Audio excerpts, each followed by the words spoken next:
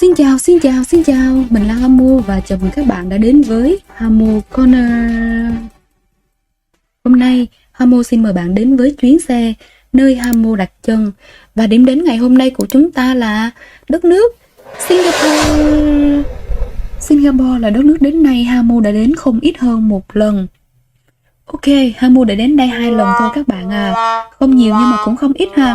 Thì bởi mới nói, đời mình đó thì là chưa có bằng ai hết, nhưng mà chắc là cũng hơn được vài người. Thì lần đầu Hamo đi cùng bạn bè, sau đó khi mà đã có vừa đủ cái kinh nghiệm rồi thì là mình đi cùng gia đình, để mà khỏi có tốn cái công sức mò đường á, làm ảnh hưởng đến sức khỏe của người lớn trong gia đình ha. Cho nên là hình ảnh trong video này sẽ là tổng hợp của cả hai chuyến đi nha các bạn nha. Singapore thì không có còn xa lạ gì với người Việt Nam của chúng ta nữa. Đặc biệt là đối với các bạn trẻ, đây dường như luôn là cái điểm đến mà được các bạn lựa chọn cho cái chuyến du lịch đi nước ngoài của mình, chỉ xếp sau Thái Lan thôi. Thì có rất là nhiều lý do để mà đi đến Singapore. Ví dụ như đây là một cái đất nước phát triển nè, vé máy bay thì cũng tương đối rẻ nếu như mà các bạn chịu khó canh giá vé rẻ ha. Rồi lại không có cần phải làm visa nè, chỉ cần mất khoảng 2 tiếng đồng hồ bay thôi là các bạn đã ở Singapore rồi. Đây là một cái thiên đường mua sắm hết sức là tuyệt vời dành cho các tín đồ shopping ha. Đến Singapore thì đi đâu và làm gì? Singapore thì nó nhỏ xíu xiu à. Nếu mà đi thoải mái luôn á thì thời gian 1 tuần là hết sức dư dả cho các bạn ha, để tham quan hết tất cả những điểm mà cần phải đến ở Singapore. Điểm đến đầu tiên và 100% du khách khi đến Singapore đều phải nhón chân để chụp được một tấm ảnh tự sướng. Đó là khu trung tâm Marina Bay.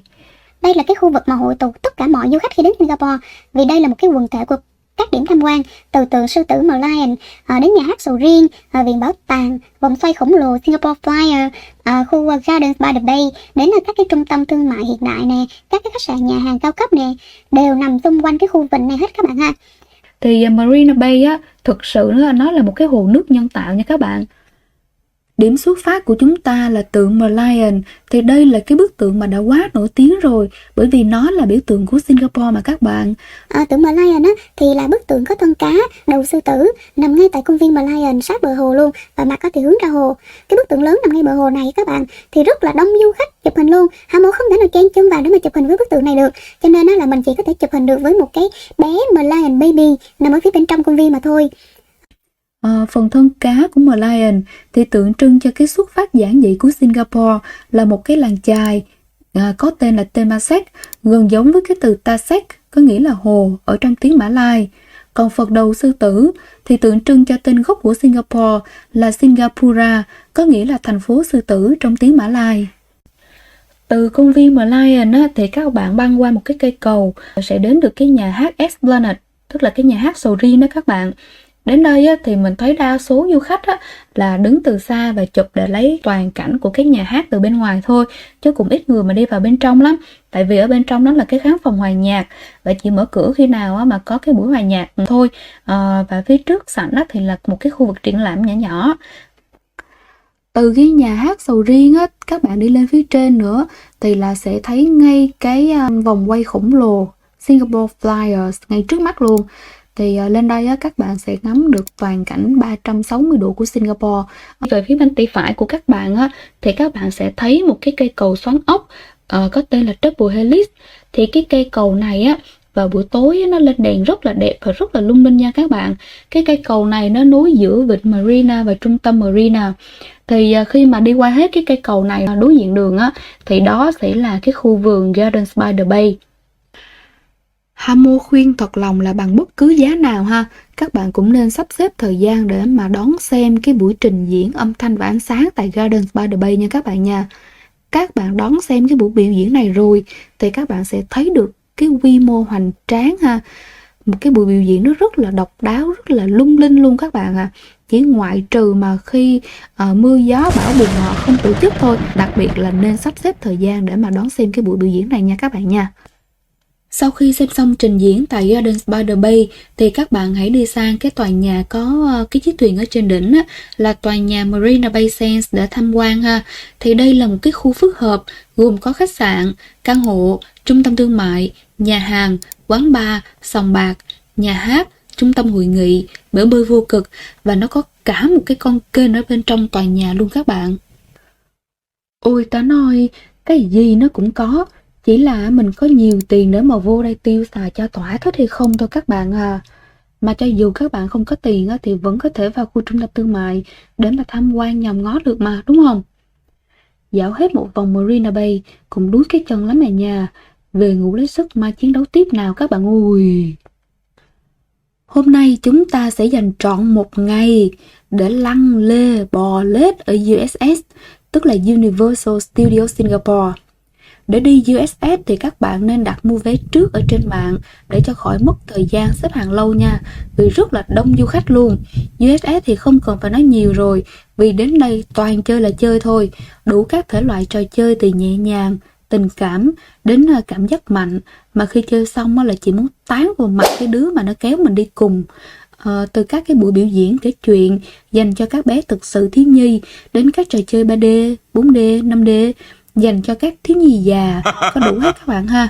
Và theo từng khung giờ thì sẽ có các cái buổi biểu diễn đường phố, nên các bạn nhớ lấy bản đồ tại cổng ra vào để biết được cái lịch biểu diễn nha.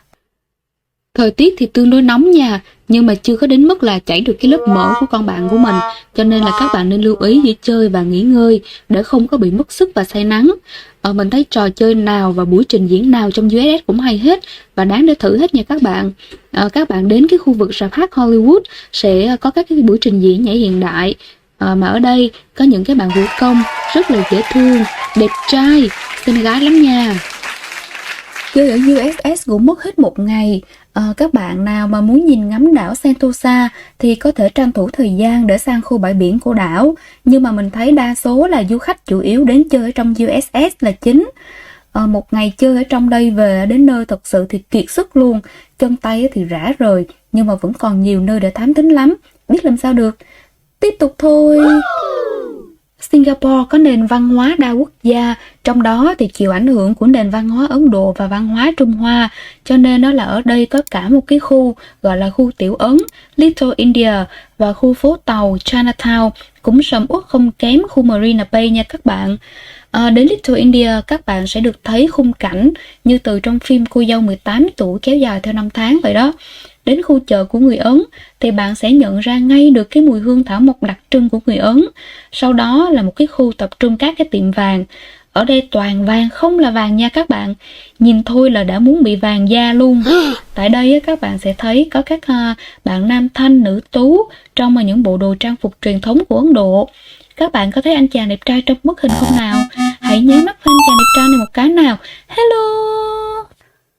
Từ khu Little India các bạn đi bộ một tí xíu thôi là sẽ thấy có một cái nhà thờ Hồi giáo và khu phố Haji Lane nổi tiếng. Haji Lane thì hoạt động chủ yếu vào buổi chiều tối cho đến khuya, nên buổi sáng hầu như rất là ít các cái cửa hiệu họ mở cửa, và có mở cửa thì là họ cũng mở cửa rất là trễ, nên tốt nhất là các bạn đến đây vào buổi chiều tối thì mới thấy được cái không khí náo nhiệt sầm uất tại đây. Đến đây thì là nhà cửa rực rỡ sắc màu, muôn hình muôn vẻ luôn. Cho nên đó là những bạn nào mà muốn sống ảo thì đến đây vào buổi sáng để cho nó vắng người thì là mình chụp hình rất là đẹp luôn. Còn bạn nào mà muốn ăn chơi, muốn quẩy phố lên đèn còn em lên đồ thì là có thể đến đây vào buổi chiều tối. Xem xong cô dâu ngàn tuổi thì chúng ta đến dạo Chinatown nha các bạn. Đến Chinatown thì cũng không có gì đặc biệt nhiều. Tại đây nổi bật nhất có lẽ là chùa Răng Phật. Các bạn nên đi vào ban ngày thì chùa mở cửa cho vào tham quan và cúng kiến. Lúc Hamo đến thì đã tối rồi nên không được vào trong. Thế là nhóm Hamo chỉ biết đi qua cái khu chợ đêm ở bên cạnh để ăn cho đỡ tiếc. Khu chợ này bán đủ thứ các món, từ quà lưu niệm, bánh kẹo, đặc sản của Singapore. Còn có cả một cái khu ẩm thực hoành tráng với đầy đủ các món ăn từ truyền thống cho tới món Tây, món Tàu, món Hàn, món Nhật. Tại đây thì Hamo khuyên các bạn là nên thử ăn dim sum nè, cơm gà Hải Nam, và đặc biệt là món king crab đặc sản nơi đây nha. Tuy là nó hơi mắc một tí xíu, nhưng mà cũng nên thử một lần cho biết. Đã lỡ tốn tiền tăng tận Singapore rồi thì tới bớm luôn các bạn ơi. Bạn là một tín đồ mua sắm, bạn là một con nghiện shopping thì Orchard Road là con phố dành cho bạn. Một loạt các trung tâm thương mại lớn quy tụ hàng trăm hàng ngàn thương hiệu khắp thế giới nằm dọc con phố này. Khi tới đây, Hamo chỉ còn đủ tiền ăn được một ổ bánh mì kem ngay trước Eon Orchard Mall thôi các bạn ơi. Cầm ổ bánh mì kem, đứng ngắm Eon Orchard Mall. Wow, beautiful life. Còn một địa điểm khác nữa, nếu như mà các bạn có dư dả thời gian á, thì có thể đi, đó là cầu Henderson Wave. Đến đây để làm gì à? Để cho biết với người ta thôi, rảnh mà. Biết rằng đây là cây cầu đi bộ cao nhất Singapore. Các bạn thấy cái cầu thang dẫn lên men theo triền núi không? Leo lên đến nơi là muốn nằm dài thở oxy luôn đó nha. Cây cầu này thì có gì đặc biệt? Đúng như tên gọi, Henderson Waves mô phỏng hình dạng nhấp nhô của những ngọn sóng uốn lượn và xoắn dọc suốt chiều dài 274 mét của cây cầu. Từ trên cầu bạn có thể ngắm nhìn hai công viên xanh rì và tươi mát phía dưới. Nhìn ra xa thì có thể ngắm cảnh Singapore về đêm. Phố lên đèn và chúng ta lên cầu. Do mang ảnh hưởng của văn hóa Trung Hoa và Malaysia, nên các món ăn tại Singapore cũng mang âm hưởng phần nào hương vị Trung Hoa và Malaysia. Chính vì vậy mà có lẽ lúc đầu các bạn sẽ cảm nhận hơi khó ăn, nhưng khi đã quen dần với khẩu vị của họ rồi thì ăn uống cũng không phải là vấn đề lớn khi đến Singapore đâu các bạn. Và một cái món ăn đặc biệt nhất mà các bạn thường hay thử khi đến Singapore đó chính là món cháo ếch Singapore, thì các bạn cũng nên thử ăn một lần cho biết ha. Đến Singapore thì các bạn nên chuẩn bị tâm lý là giá cả sẽ không rẻ lắm đâu, đặc biệt là giá khách sạn. Nếu kinh phí của các bạn thấp thì nên lựa chọn những homestay dạng đông như Hamo ở để tiết kiệm chi phí.